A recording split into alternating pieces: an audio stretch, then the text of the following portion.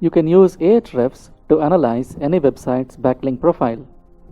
Other tools like SEMrush and Majestic also allow you to analyze a site's backlinks, but Ahrefs is the best tool for this purpose. The idea is to find the backlinks your competition has and then try to get the same or similar sites to link to your site. Let's search google.com for mattress and take a look at the backlink profile of some of the sites that are at the very top of the results.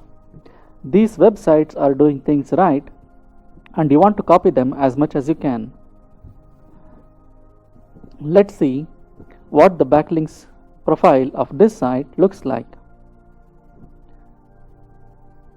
To do this, you will need to log into ahrefs.com and enter the site's URL here and click on Explore. This is the first piece of information you need to pay attention to: how many backlinks the site has and the number of referring domains. In the top right corner, the tool displays the number of social shares the site has. But what we are really interested in is who is linking to this site. To find that, you will need to click on this link, Backlinks. Now, you see a huge list of sites that are linking to this domain. You will need to click on each link and see if there is a way you can get that site to link to your site as well. This process takes a lot of time but is well worth the effort. Usually, if you analyze a few top sites this way, you will get a clear picture of how the top sites in your niche are building their links. By copying them as much as you can, you will be able to get very similar links to your site as well, and those should be able to help your site climb the SERPs. Here are a few other things you can learn from ahrefs.com. Let me go back to the overview page. Let me scroll down. This is a graph of the number of referring domains over time. The graph is steadily rising, which indicates the number of referring domains to this site has been steadily rising, which is a sign of a healthy site.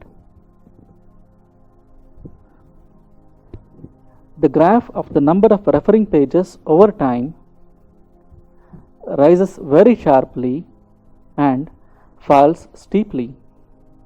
Maybe they had some promotional activity during this period and a lot of pages were created to promote their products. Maybe they had a special promotional offer during this period. Once the offer expired, maybe all of the new pages were deleted.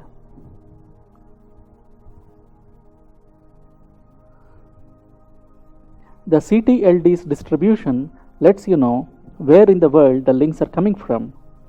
This is another sign of how diverse a particular site's link profile is. If a site has links from several countries, that's usually a very good sign of diversity. You can learn a lot from the Anchors Cloud and Anchor Phrases sections.